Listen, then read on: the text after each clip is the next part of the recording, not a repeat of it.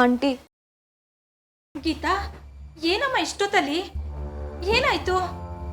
Rukmini aunty, ನನ್ನ ಮಾತು ನಂಬ್ತೀರಾ ಅಲ್ವಾ? ಏನೇ ಗೀತಾ ಹೀಗೆ ಕೇಳ್ತಿದೀಯಾ? ಆಕ್ಸಿಡೆಂಟ್ ಆಗಿ ರೋಡಲ್ಲಿ ಬಿದ್ದಿದ್ದವಳನ್ನ ಕರ್ಕೊಂಡೋಗಿ ಆಸ್ಪತ್ರೆಗೆ ಸೇರಿಸಿ ಜೀವ ಉಳಿಸ್ತೋಳು ನೀನು. ನಿನ್ನನ್ನು ನಂಬದೆ ಇನ್ಯಾರು ನಂಬಲಿ ಗೀತಾ? ಏನಾಯ್ತು ಹೇಳೆ? ನಮ್ಮಪ್ಪ ಹಾಸ್ಪಿಟಲಲ್ಲಿ ಸಾವು ಬದುಕಿನ ಮಧ್ಯೆ ಹೋರಾಡ್ತಾ ಇದ್ದಾರೆ ಆಂಟಿ. ಅಯ್ಯೋ ಅಯ್ಯೋ ದೇವ್ರೆ, ಏನಾಯ್ತು ಗೀತಾ ಅವ್ರಿಗೆ? ಆಂಟಿ, ಈಗ ಅದನ್ನ ಹೇಳಕ್ಕೆಲ್ಲ ಸಮಯ ಇಲ್ಲ. ಅವ್ರ ಸ್ಥಿತಿ ತುಂಬಾ ಗಂಭೀರವಾಗಿದೆ. ಅವನ್ನ ಬದುಕಿ ಉಳಿಸಕ್ಕೆ ಒಂದು ಇಂಜೆಕ್ಷನ್ ಕೊಡಬೇಕಾಗಿದೆ. ಅದ್ರ ಬೆಲೆ ತುಂಬಾ ಜಾಸ್ತಿ ಆಂಟಿ. ಚಿಕಿತ್ಸೆ, ಇಂಜೆಕ್ಷನ್ ಎಲ್ಲ ಸೇರಿ 1,20,000. ಅದು ಇನ್ನು 1 ಗಂಟೆಲಿ ಕಟ್ಟಬೇಕು. 1,20,000ನಾ? ಅಯ್ಯೋ, ಅದಕ್ಕೆ ನಿಮ್ಮ ಹತ್ರ ದುಡ್ಡು ಕೇಳಕ್ ಬಂದೆ. ಇಲ್ಲೇ ಗೀತಾ, ನಾಳೆ ಕಟ್ಬೋದೇನೆ? ಇಲ್ಲ ಆಂಟಿ, ಈಗ್ಲೇ ಬೇಕಂತೆ. ಅಂಕಲ್ದು ಚೀಟಿ ವ್ಯವಹಾರ ಅಲ್ವಾ, ಅದಕ್ಕೆ ಬಂದೆ. ಅದನ್ನ ತೀರ್ಸೋ ಜವಾಬ್ದಾರಿ ನಂದು. ನಿಮ್ಮ ಅಂಕಲ್ ಬೇರೆ ಊರಲ್ಲಿಲ್ಲ. ಅವರು ಊರ ಹಬ್ಬ ಇದೆ ಅಂತ ಊರಿಗೆ ಹೋಗಿದ್ದಾರೆ. ಬರೋದು 3 ದಿವಸ ಆಗತ್ತೆ. ಇಷ್ಟಕ್ಕೂ ಮನೇಲಿ ಲಕ್ಷಾಂತರ ರೂಪಾಯಿನ ಯಾರೇ ಮನೇಲಿ ಇಟ್ಕೊಂಡಿರ್ತಾರೆ ಗೀತಾ? ಒಂದು ಕೆಲಸ ಮಾಡು, ನನ್ನ ಹತ್ರ ಒಂದು 10,000 ರೂಪಾಯಿ ಇರಬೇಕು, ತಗೋಬರ್ತೀನಿ. ಇಲ್ಲೇ ಇರು. ಆಂಟಿ, ಬೇಡ ಆಂಟಿ. ಒಟ್ಟಿಗೆ 1,20,000 ಕಟ್ಟಬೇಕು. ನಾನು ಹೇಗೋ ಹೊಂದಿಸ್ತೀನಿ. ಬರ್ತೀನಿ ಆಂಟಿ, ಬಾಯ್. ಗೀತಾ, ಗೀತಾ ನಿಂತ್ಕೊಳ್ಳೆ. ಗೀತಾ,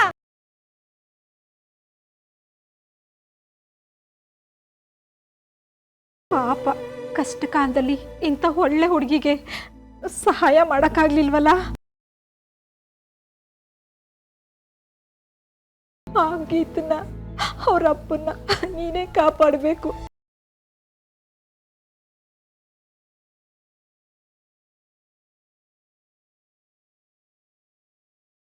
ಯಾಕೆ ಈ ರೀತಿ ಆಯ್ತು? ಇದ್ದಕ್ಕಿದ್ದ ಹಾಗೆ ಎಚ್ಚರ ಆಯ್ತಲ್ಲ. ಇದು ಯಾವುದ್ರ ಸೂಚನೆನೋ ಏನೋ?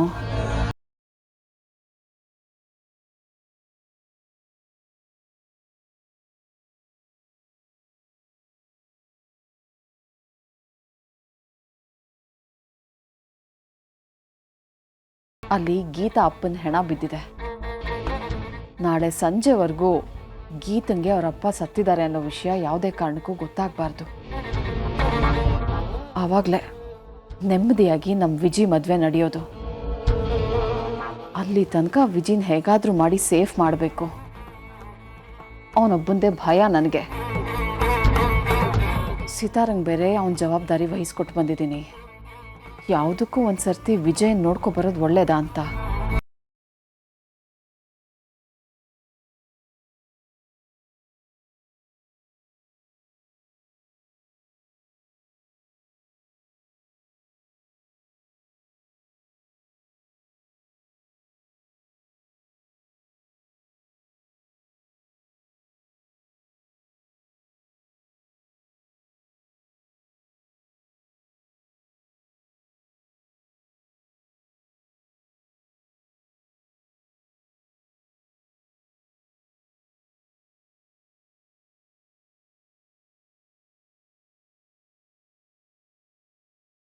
ಶ್ರೀನಿವಾಸ್ ಅಲ್ಲ ಅಲ್ಲ, ಗೀತಾ ಅಪ್ಪ.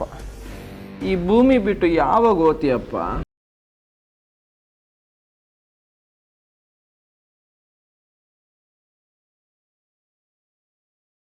ಆಂಟಿ, ಆಂಟಿ,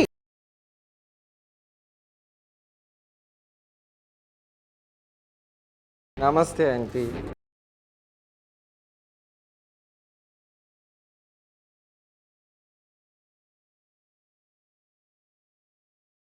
ಆಂಟಿ ನಮಸ್ತೆ ಆಂಟಿ.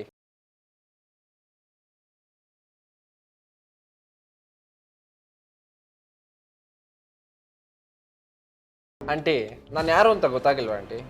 ಮಿನಿಸ್ಟರ್ ಮಗ. ಅದೇ ಅವತ್ತು ನಿಮ್ಮ ಮನೆಗೆ ಬಂದು ನಿಮ್ಮ ಮಗಳ ಮುಂದೆ ಸಾರಿ ಕೇಳಿದ್ನಲ್ಲ, ಆ ಹುಡುಗ ನೆನ್ಪಿದ್ದ?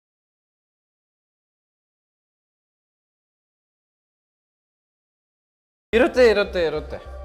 ಆವತ್ತು ನಿಮ್ಮ ಮಗಳು ಗೆದ್ದಿದ್ಲು ಅನ್ನೋ ಆನಂದದಲ್ಲಿ ಎಲ್ಲ ನೆನಪಿರುತ್ತೆ ಅಲ್ವಾ? ಆಂಟಿ, ನೀವು ನಿಮ್ಮ ಮಗಳಿಗೆ ಸ್ವಾಭಿಮಾನ ತುಂಬಿದ್ದೀರಾ, ಗುಡ್. ಧೈರ್ಯ ತುಂಬಿದ್ದೀರಾ, ವೆರಿ ಗುಡ್. ವಿದ್ಯೆ ಜ್ಞಾನ ಎಲ್ಲ ಇದೆ, ಸೂಪರ್. ಆದರೆ ನನ್ನಂಥ ಶ್ರೀಮಂತನ ಮುಂದೆ ಹೇಗೆ ಬದುಕಬೇಕು ಅನ್ನೋದು ಹೇಳ್ಕೊಟ್ಟಿಲ್ಲಲ್ಲ aunty. This is very bad, very ಬ್ಯಾಡ್.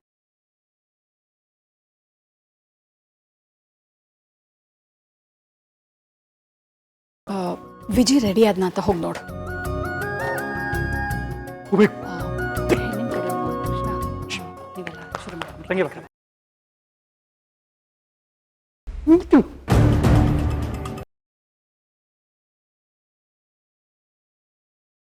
ಏನಣ್ಣ? ತಂಗಿಯವ್ವ, ನಿನ್ಗೊಂದು ಗುಡ್ ನ್ಯೂಸ್. ಸಂತೋಷ. ಗುಡ್ ನ್ಯೂಸಾ? ಸಂತೋಷ ನನಗೆ ದಕ್ಕೋದು ಇಲ್ಲಿ ನಿಶ್ಚಿತಾರ್ಥದ ನೆಪದಲ್ಲಿ ನಡೀತಿರೋ ವಿಜಿ ಮದುವೆ ಮುಗಿದ್ಮೇಲೆ.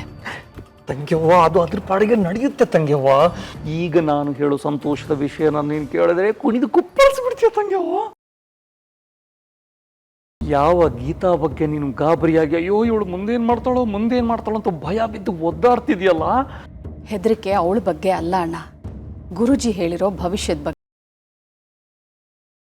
ಒಂದು ವೇಳೆ ರಾಯಚೂರಿನ ಹುಡುಗಿ ಜೊತೆ ನಮ್ಮ ವಿಜಿ ಮದುವೆ ಆಗದೆ ಹೋದ್ರೆ ಅವಳಿಗೆ ಈ ಮನೆಗೆ ಎಂಟ್ರಿ ಕೊಡೋ ತಾಕತ್ತು ಬರುತ್ತೆ. ಆ ಗೀತಾ ನನ್ನ ಬೆಳವಣಿಗೆಗೆ ಅಡ್ಡಿ ಆಗ್ತಾಳೆ ಅನ್ನೋ ಒದ್ದಾಟ ಅಷ್ಟೆ. ತಂಗಿಯವ್ವ, ಅದನ್ನೇ ಹೇಳ್ತಿರೋದು. ಅದನ್ನೆಲ್ಲ ನಿನ್ನ ತಲೆಯಿಂದ ತೆಗೆದಾಕ್ಬಿಡು ನನ್ನ ತಂಗಿಯವ್ವ. ವಿಷಯ ಏನು ಗೊತ್ತಾ, ಆ ಗೀತಾನ ಅವಳಪ್ಪ ಮನೆಯಿಂದ ಹೊರಗೆ ಹಾಕಿದ್ದಾನೆ. ನೀನು ನನ್ನ ಮಗಳೇ ಅಲ್ಲ ಅಂತ ಹುಟ್ಟಿಸಿದ ಮಗಳನ್ನೇ ಬೀದಿಗೆ ತಳ್ಳಿದ್ದಾನೆ.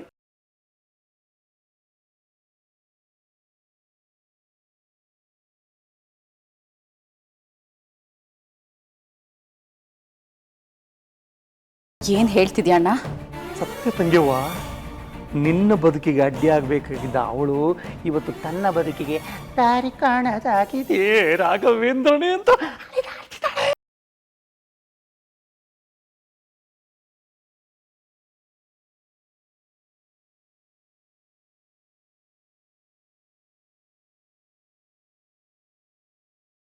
ತಂಗಿಯವ್ವ.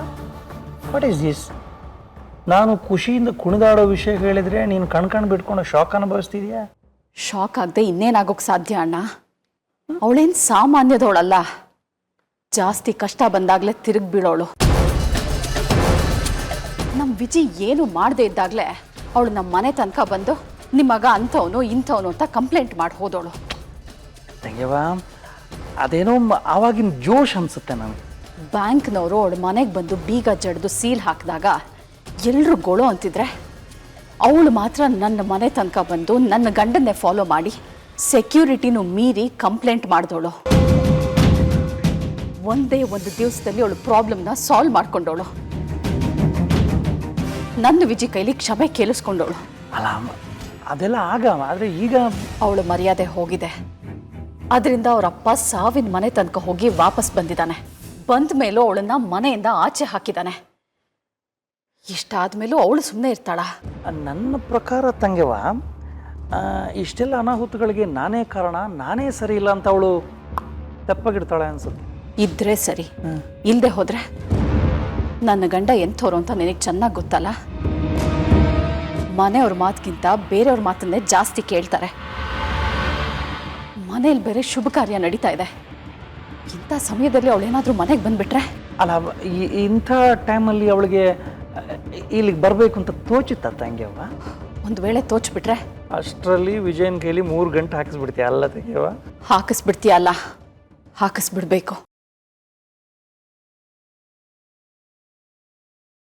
ಆದಷ್ಟು ಬೇಗ ವಿಜಿ ಮದುವೆ ಮುಗಿಸ್ಬಿಡ್ಬೇಕು. ಇಲ್ಲ ಅಂದರೆ ಗೊತ್ತಿದ್ದು ಅಪಾಯದ ಚಪ್ಪಡಿ ಕಲ್ಲನ್ನು ತಲೆ ಮೇಲೆ ಎಳ್ಕೊಂಡು ಹಾಗೇನೆ ಆಗುತ್ತೆ ಬಿಡು ತಂಗಿಯವ್ವ. ಎಲ್ಲಾಗುತ್ತೆ ಅಣ್ಣ, ಇನ್ನೂ ಹೆಣ್ಣಿನ ಕಡೆಯವರೇ ಬಂದಿಲ್ವಲ್ಲ. ಅಮ್ಮ, ಹೆಣ್ಣಿನ ಕಡೆಯವ್ರು ಬಂದ್ರು.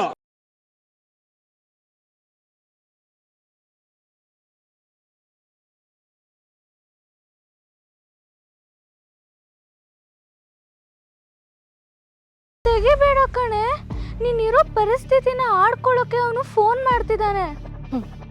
ಇದೆಲ್ಲ ಮಾಡ್ದವನು ಈಗ ನಾನು ಮುಂದೆ ಏನು ಮಾಡಬೇಕು ಅನ್ನೋದಕ್ಕೆ ಈ ಮಾತುಕತೆ ಏನಾದರೂ ಸಹಾಯ ಮಾಡ್ತಾ ನೋಡೋಣ. ಹಲೋ, ಈ ಕಡೆಯಿಂದ ಮಾತಾಡ್ತಿರೋದು. ಮನೆ ಹಾಳ ಅನ್ನೋದು ಗೊತ್ತಾಯ್ತು, ವಿಷಯಕ್ಕೆ ಬಾ. ಪರವಾಗಿಲ್ಲ ಕಣೆ, ಮನೆಯಿಂದ ಆಚೆ ಗೆಟ್ಔಟ್ ಆದ್ರೂ ಕೊಬ್ಬಿನ್ನು ಅದೇ ಪೊಸಿಷನಲ್ಲಿದೆ. ನನಗಿರೋ ಕೊಬ್ಬು ಕೂಡ ನನ್ನ ಸ್ವಂತ ಸಂಪಾದನೆಯಿಂದ ಬಂದಿರೋದು, ನಿಂತರ ನಿಮ್ಮ ಅಪ್ಪನ ದುಡಿಮೆಯಿಂದ ಬಂದಿರೋದಲ್ಲ. ಮುಚ್ಚೆ ಬಾಯಿ. ಒಳ್ಳೆತನ, ಸಂಬಂಧ, ಸಂಸ್ಕಾರ ಅಂತ ಮೀಟ್ರ್ ಗಟ್ಲೆ ಮಾತಾಡ್ತಿದ್ದೋಳು ನೀನು. ಅಂತ ನೀನು ಒಳ್ಳೆತನ ಏನು ಮಾಡಿದೆ? ನಿನ್ನ ಬೀದಿಗೆ ತಳ್ಳಿದೆ. ನಿನ್ನ ಸಂಸ್ಕಾರವಂತ ಮನೆ, ನೀನು ಆ ಸಂಸಾರಕ್ಕೆ ಕಪ್ಪು ಚುಕ್ಕೆ ಅಂತ ಕತ್ತಿರಿದು ಆಚೆ ದಬ್ಬಿದೆ. ಈಗ ನಿನ್ನ ಪಾಲಿಗೆ ಎಲ್ಲ ಇದ್ದು ಎಲ್ಲರೂ ಇದ್ದು ನೀನು ಅನಾಥ. ಸ್ವಾಭಿಮಾನ ಸೋತ್ ಕೂತಿದೆ. ಭವಿಷ್ಯ ಅನ್ನೋದು ಮುಂದೇನ್ ಮಾಡ್ತೀಯ ಅಂತ ಸವಾಲಾಗಿ ಕೂತಿದೆ.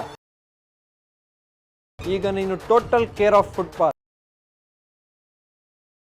ಅಯ್ಯೋ ಪಾಪ, ಈಗ್ಲಾದ್ರೂ ನಿನ್ಗೆ ನಾನು ಯಾರು ಅಂತ ಗೊತ್ತಾಗಿರ್ಬೇಕಲ್ವಾ?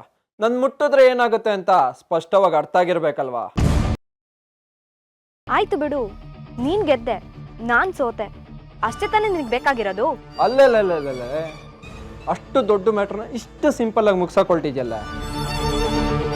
ನನ್ನ ಸೇಡು ಇಷ್ಟಕ್ಕೆ ಮುಗ್ದಿಲ್ಲ, ಮುಗಿಯೋದು ಇಲ್ಲ. ನಿನ್ ಕೊನೆ ಉಸಿರಿರೋ ತನಕ ನಾನು ಕಾಡ್ತಾನೆ ಇರ್ತೀನಿ. ಅಯ್ಯೋ, ಈ ಜನ್ಮಕ್ಕೆ ಇವ್ನ ರಗಳೆ ಮುಗಿಯೋದಿಲ್ಲ ಅಂತ ನೀನೇ ಸೂಸೈಡ್ ಮಾಡ್ಕೊಂಡು ಸಾಯ್ಬೇಕು. ಅಲ್ಲಿ ತನಕ ನನ್ನ ಸೇಡು ಜಾರಿಯಲ್ಲಿರುತ್ತೆ. ನಿನ್ ಮನೆಯಿಂದ ಔಟ್ ಆದೆ, ಇಡೀ ಸಮಾಜ ನಿನ್ ಮೇಲೆ ಡೌಟ್ ಪಡ್ತಿದೆ. ಕಣ್ಣೀರು ನಿನ್ಗೆ ಕಂಗ್ರ್ಯಾಚುಲೇಟ್ ಮಾಡ್ತಿದೆ. ಇಂಥ ಸಮಯದಲ್ಲಿ ನಿನ್ನ ಸ್ಥಿತಿನ ನಾನೇ ಖುದ್ದಾಗಿ ಬಂದು ನೋಡ್ಬೇಕು ಅನ್ನಿಸ್ತಿದೆ. ಆದ್ರೆ ಏನ್ ಮಾಡ್ಲಿ, ಆಗ್ತಿಲ್ವೇ? ಇಂಥ ಟೈಮಲ್ಲಿ ಎಂಗೇಜ್ಮೆಂಟ್ ಇಟ್ಕೊಂಡಿದ್ದಾರೆ.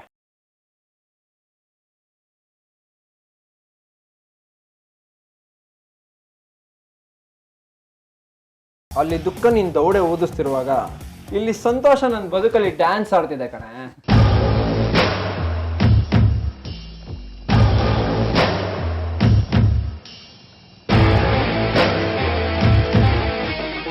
ಬಡ್ಕೋ, ಬೀದಿಲ್ ಬಾಯ್ ಬಡ್ಕೋ. ಒಟ್ನಲ್ಲಿ ಈ ಸಂದರ್ಭ ಬೇಜಾನ್ ಮಜಾ ಕೊಡ್ತಿದೆ. ಬಾಯ್.